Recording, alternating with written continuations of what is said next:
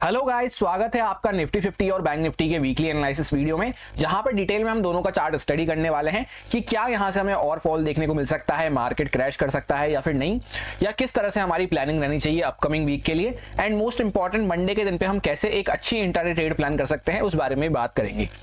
सबसे पहले discussion start करते हैं निफ्टी 50 के वीकली टाइम फ्रेम चार्ट से कि वीकली कैंडल हमें कैसे देखने को मिल रही है। तो आपको देखने को मिलेगा, हम यहाँ पे कई वीक से डिस्कस करते हुए आ रहे हैं कि ये हमारा एक इंपॉर्टेंट सपोर्ट का जोन बना हुआ है, क्योंकि इसके नीचे अगर मार्केट जैसे सस्टेन करना चालू करता है तो फिर नेक्स्ट इंपॉर्टेंट सपोर्ट हमारा इस लेवल के आसपास आएगा। ये भी उतना इंपॉर्टेंट सपोर्ट नहीं है और यहाँ पे कहीं फिर मार्केट इस लेवल के आसपास तक पहुंच सकता है।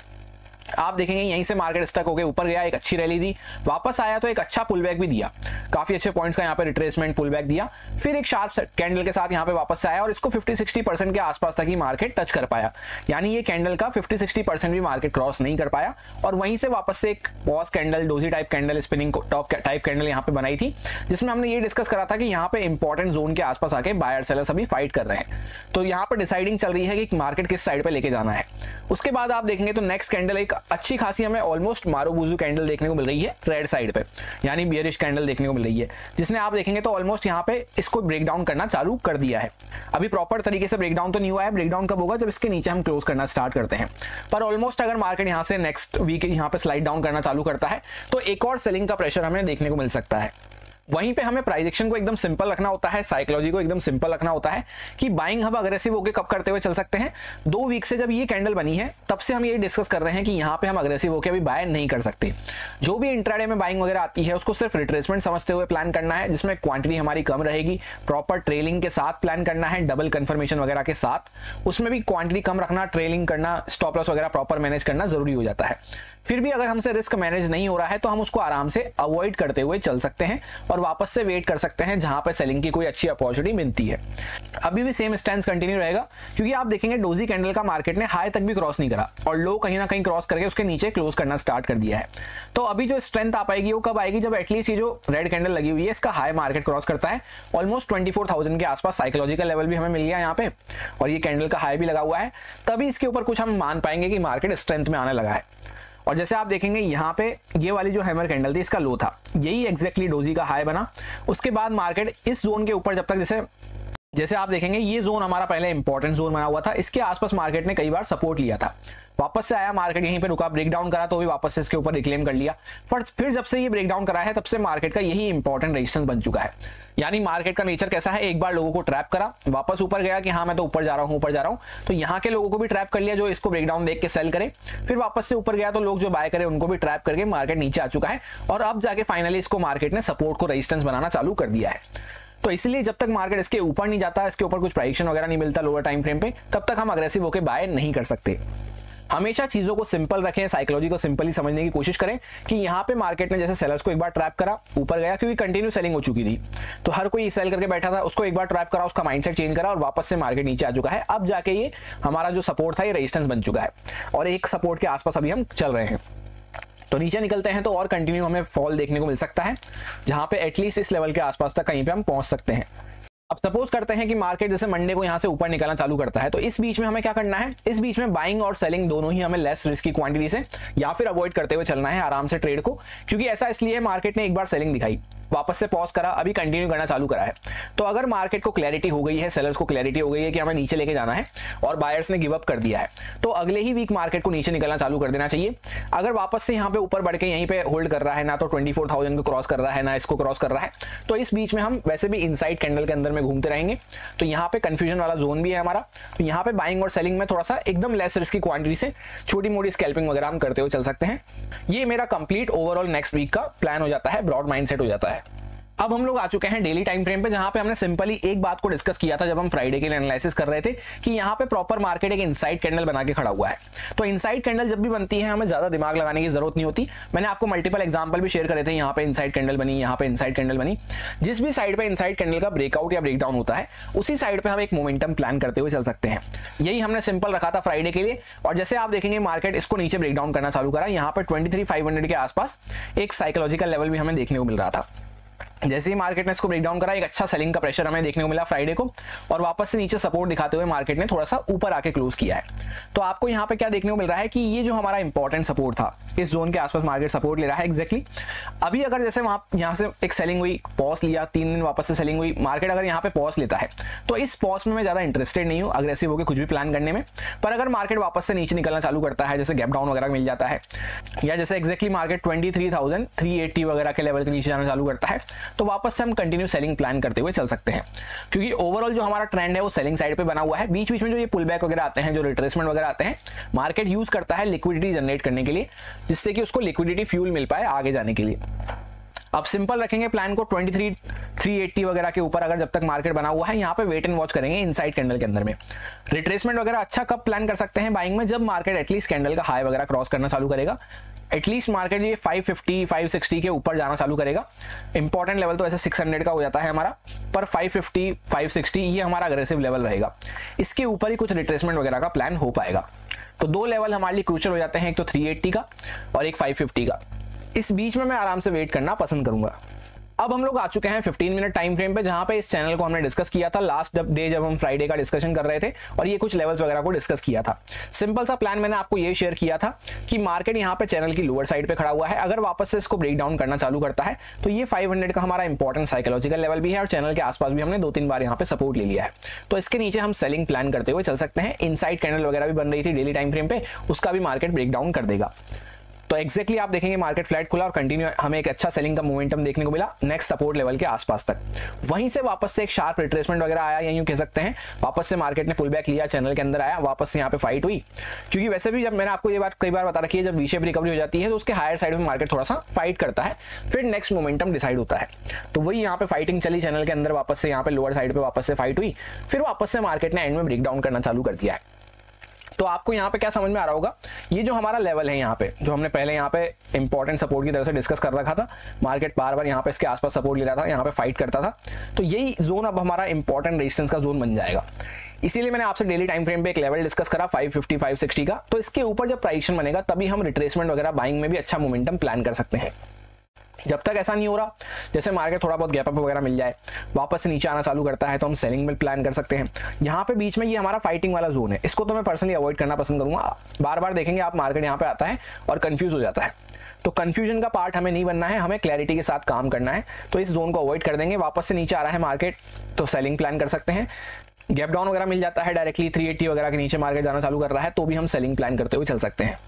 क्योंकि जब भी एक साइड पर ट्रेंड चलता हुआ जाता है तो सेलर्स वगैरह जैसे काफी कॉन्फिडेंस में बैठे रहते हैं, और जो वीक हैंड्स वगैरह होते हैं उनको मार्केट जैसे ये रिट्रेसमेंट दिया, हटा दिया, वापस से यहाँ पे कोई सेल वगैरह करा, एंड में थोड़ा बहुत रिट्रेसमेंट दिया, तो अब जो बाकी के सेलर्स वगैरह होंगे वो कब एग्जिट करने वाले हैं, जब मार्केट इस जोन के ऊपर प्राइस बनाना चालू करेगा, तब फिर थोड़ा सा ऊपर के सेलर्स भी अपना प्रॉफिट बुक करना चालू कर सकते हैं। जब तक ऐसा नहीं हो रहा, जहां पे भी अच्छी सेलिंग की अपॉर्चुनिटी मिलती है उस साइड पे हम काम करते हुए चल सकते हैं। लेवल्स वगैरह सारे एज इट इज वही हैं जो हम काफी दिनों से डिस्कस करते हुए आ रहे हैं। 062 के आसपास यहाँ पे सपोर्ट है, 221 के आसपास सपोर्ट है, 388 के आसपास या एक्जैक्टली 380 के आसपास हम यहाँ पे सपोर्ट लेके खड़े हुए हैं। 500 का साइकोलॉजिकल लेवल है, और 500 से 566 ये हमारा एक कंफ्यूजन वाला यहाँ पे जोन है, जहाँ पे जब भी मार्केट बार बार आया है तो बायर सेलर्स यहाँ पे फाइट करना स्टार्ट कर दिए हैं। इसके ऊपर अगर निकलता है तो नेक्स्ट 689 के आसपास रेजिस्टेंस हमारा आने वाला है, फिर उसके ऊपर 800 के ऊपर। अब सपोज करते हैं कि मार्केट खुला तो गैप डाउन, हम प्लान कर रहे हैं कि मार्केट सेलिंग साइड पे अच्छी अपॉर्चुनिटी देगा, पर फर्स्ट टिक से ही मार्केट ऊपर निकलना चालू कर दिया, तो फिर हमें क्या करना है, हमें वेट करना है। रिट्रेसमेंट वगैरह बाइंग का मैं इसके ऊपर ही कुछ प्लान कर पाऊंगा जब प्राइस वगैरह बनता है।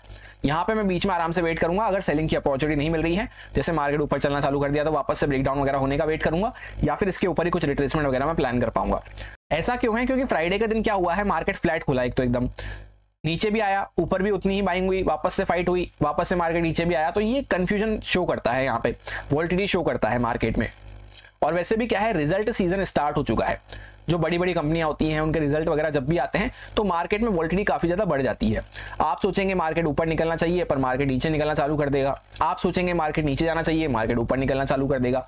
तो रिजल्ट सीजन मार्केट में काफी ज्यादा वोलेटिलिटी क्रिएट करता है, क्योंकि डे बाय डे हर दिन किसी ना किसी कंपनी के रिजल्ट आएंगे। जैसे फ्राइडे को टीसीएस के रिजल्ट पे इंपैक्ट मार्केट दिखाता हुआ नजर आया। तो इसी वजह से आप देखेंगे तो निफ्टी 50 बहुत कम फॉल किया। ऐसा क्यों है, क्योंकि टीसीएस के रिजल्ट पॉजिटिव आए थे, एस्टीमेट से अच्छे रिजल्ट आए थे, तो टीसीएस पॉजिटिव देखने को मिल रहा था। कंप्लीट आईटी सेक्टर जो है उस वजह से पॉजिटिव देखने को मिल रहा था। तो निफ्टी बहुत कम फॉल किया, बैंक निफ्टी में हमें ज्यादा फॉल देखने को मिला। निफ्टी शायद से ऑलमोस्ट 0.4% के आसपास ही फॉल करा और बैंक निफ्टी 1% से भी ज्यादा फॉल करता हुआ नजर आया है। तो उसके पीछे का रीजन क्या था, यही कि टीसीएस के रिजल्ट आते हुए नजर आए हैं जो कि पॉजिटिव थे, तो मार्केट फॉल करा तो वापस से रिकवर कर गया, और आईटी सेक्टर वगैरह पॉजिटिव में था तो मार्केट होल्ड करता हुआ नजर आ रहा था। इसी वजह से ये हमें फ्राइडे को वॉलेटिलिटी देखने को मिली है। तो इसी तरह की वॉलेटिलिटी हमें थोड़े दिन देखने को मिलती रहेगी जब तक बड़ी बड़ी कंपनी के रिजल्ट्स आते रहेंगे। तो रिजल्ट सीजन को ध्यान रखते हुए थोड़ा सा कॉशियस होकर काम करना जरूरी है। एक प्लान हमने डिजाइन कर लिया, बस उसी पे स्टिक रहना है हमें। वैसा होगा तो stop loss, proper risk management वगैरह के साथ काम करेंगे, अदरवाइज आराम से वेट एंड वॉच करेंगे। अननेसेसरी हर जगह हम हाथ डालने की कोशिश करेंगे। जैसे हमने प्लान किया कि मार्केट यहाँ से नीचे निकलता है, हम सेलिंग करेंगे, पर मार्केट ऊपर जा रहा है तो हम सोचेंगे इसको भी प्लान कर लें, इसको भी प्लान कर लें। तो ऐसे वॉलेटिलिटी में, ऐसे वॉलेटाइल मार्केट में जहां पर रिजल्ट सीजन आ रहा है, और ये रिजल्ट सीजन और भी ज्यादा इंपॉर्टेंट इसलिए हो जाता है क्योंकि 1 फरवरी को हमारा बजट आने वाला है। तो मार्केट में काफी ज्यादा वॉलेटिलिटी बढ़ जाती है उसके पहले, क्योंकि काफी सारे स्टॉक्स में लोड अनलोड होना चालू हो जाता है पोजीशन में।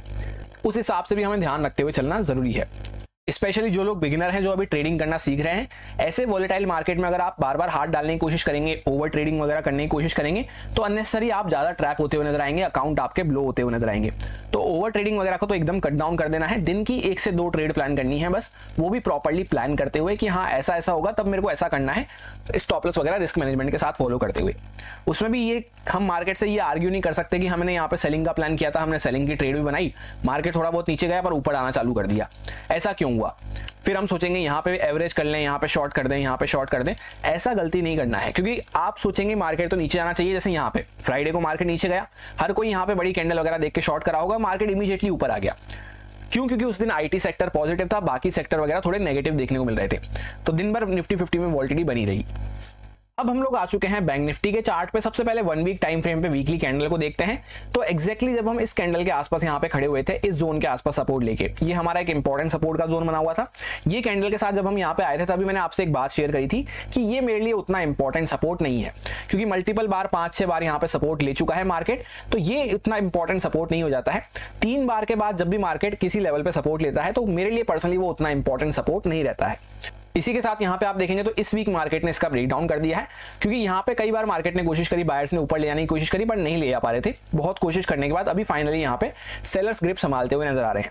तो जब तक जैसे मार्केट वापस से इसको रिक्लेम नहीं करता है, हमें अग्रेसिव होकर बाइंग करते हुए नहीं चलना है। काफी बड़ी कैंडल यहाँ पे बनती हुई नजर आई है।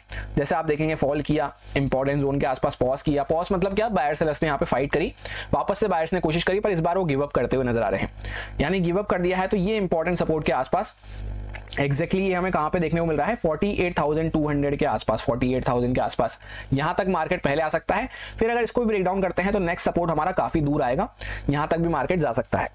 और अगर आप ऐसे ना देखें तो यहाँ पे एक प्रॉपर रेंज बनती हुई नजर आ रही थी। तो जितना ही रेंज की लेंथ होती है, एटलीस्ट मार्केट इतना टारगेट हमें यहाँ पे दे देता है। ये रेंज का टारगेट इस तरह से निकाला जाता है जहां पे कैंडल वगैरह का भी लो लगा हुआ है, और यही हमारा इंपॉर्टेंट यहाँ पे जोन बना हुआ है। इस तरह से आप यहाँ पे चेकआउट कर सकते हैं। रेंज का टारगेट भी यहीं कहीं पे अचीव होगा।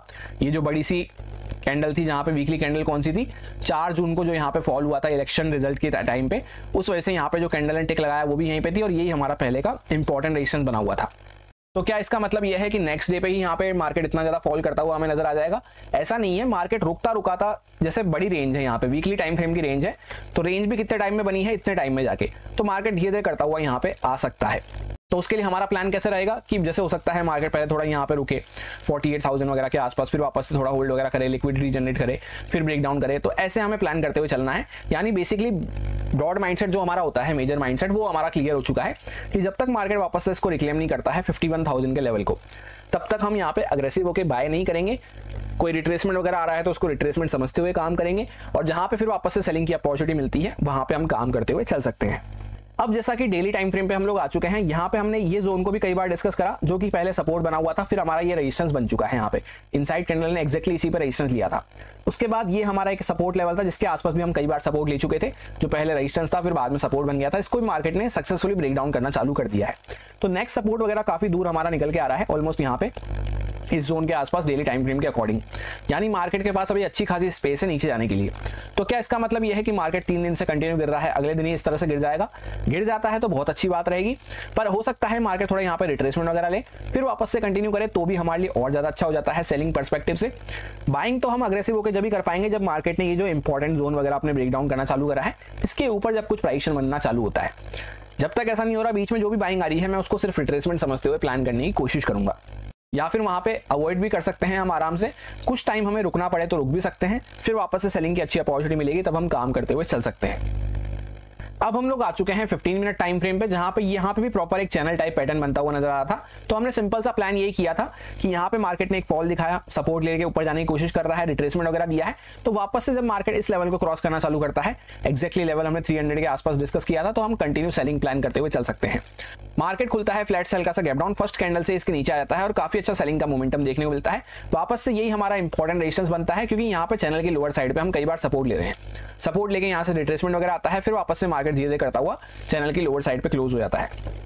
तो अभी आगे के लिए हम कैसे प्लान कर सकते हैं, यहाँ पे आपको देखने को मिलेगा ट्रेंड जो है हमारा वो सेलिंग साइड पे बना हुआ है। बीच बीच में जो भी रिट्रेसमेंट आता है वो इस तरह से रिट्रेसमेंट आने के बाद एक प्राइस एक्शन कंफर्म नहीं हो पा रहा।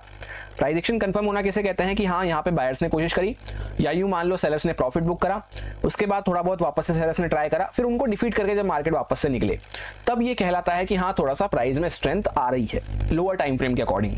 ब्रॉड टाइम फ्रेम पे तो स्ट्रेंथ आने में अभी काफी टाइम बाकी है। उसी के साथ एक चैनल पे हमने कई बार सपोर्ट ले लिया है, कई बार रेजिस्टेंस ले लिया है, तो जब तक मार्केट जैसे बाइंग करना है रिट्रेसमेंट वगैरह, तो इसके ऊपर रेजिस्टेंस बनेगा तब हम कर पाएंगे। वापस से अगर जैसे मार्केट थोड़ा बहुत गैप अप वगैरह खुल के नीचे आ रहा है, गैप डाउन खुल के इसको ब्रेक डाउन वगैरह करता है, तो हम सेलिंग कंटिन्यू प्लान करते हुए चल सकते हैं, क्योंकि उस साइड पे हमें ट्रेंड सपोर्ट कर रहा है। बाइंग के लिए चाहिए एक्स्ट्रा कंफर्मेशन, एक्स्ट्रा वहां पे क्लैरिटी चाहिए हमें, तब जाके हम काम कर पाएंगे। अब जैसे यहाँ पे जो सेलर्स वगैरह आए उनको ऑलमोस्ट रिट्रेसमेंट वगैरह देके मार्केट ने हटा दिया, वापस से धीरे धीरे करते हुए यहाँ पे सेलिंग हुई है, तो जो भी लोग अब सेल करके बैठे होंगे उनके स्टॉप लॉस एटलीस्ट 49,020 022 के आसपास, इस जोन के ऊपर 050 के आसपास हम मानते हुए चल सकते हैं, इसके ऊपर ही मिलने वाले हैं। तो जब तक इसके ऊपर कुछ प्राइस एक्शन वगैरह नहीं बन रहा, यहाँ पे गैप अप खुल के मार्केट नीचे आ जाए, गैप डाउन खुल जाए, हमको सेलिंग में प्लान करते हुए चल सकते हैं। और जैसा मैंने आपसे निफ्टी 50 में कहा कि मार्केट खुला तो गैप डाउन हम प्लान कर रहे हैं सेलिंग का, पर मार्केट फर्स्ट टिक से ही ऊपर निकलना चालू कर दिया, तो इस जोन में मैं वेट एंड वॉच करने की कोशिश करूंगा। इसके ऊपर जब कुछ निकलता है 49,050 वगैरह के ऊपर, तभी मैं रिट्रेसमेंट वगैरह समझ के भी बाय करने की कोशिश करूंगा। ये सारे कुछ इंपॉर्टेंट लेवल्स रहेंगे जिन पे मैं ट्रेडिंग करते टाइम फोकस रखूंगा। 48,500 के आसपास यहाँ पे साइकोलॉजिकल लेवल है, 218 के आसपास नेक्स्ट सपोर्ट हमारा आने वाला है। अपर साइड पे अगर हम निकलते हैं तो यहाँ पे 49,066 के आसपास हम एक सपोर्ट यहाँ पे रेजिस्टेंस मानते हुए चल सकते हैं, जो पहले हमारा सपोर्ट बना हुआ था। ये माइनर लेवल है, इसके ऊपर अगर प्राइस एक्शन बनता है तो 245 के आसपास नेक्स्ट इंपॉर्टेंट रेजिस्टेंस आएगा। यहाँ पे भी मार्केट ने एक बेस बनाने की कोशिश करी पर इसको ब्रेक डाउन करा, तब से यही हमारा रेजिस्टेंस बना हुआ है। 500 के आसपास साइकोलॉजिकल लेवल है, 780 के आसपास नेक्स्ट रेजिस्टेंस है, और 983 से लेकर 50,000 के आसपास यहाँ पे psychological level plus important resistance का यहाँ पे एक पूरा जोन इस तरह से आने वाला है। सो यही मेरा सिंपल सा एनालिसिस बन रहा था दोनों इंडेक्सेस में, जो आपके साथ प्योरली एजुकेशन एक्सपीरियंस पर्पस से शेयर किया गया है, सारे लॉजिक्स और रीजंस को एक्सप्लेन करते हुए अच्छे से काफी डिटेल में। अब अगर आपको अच्छा लगता है, समझ में आया है, तो आप इसको यूज में ले सकते हैं अपने रिस्क पे, अपने प्रॉपर रिस्क मैनेजमेंट को फॉलो करते हुए, अच्छे से स्टॉप लॉसेस वगैरह को फॉलो करते हुए। Happy Monday, thank you.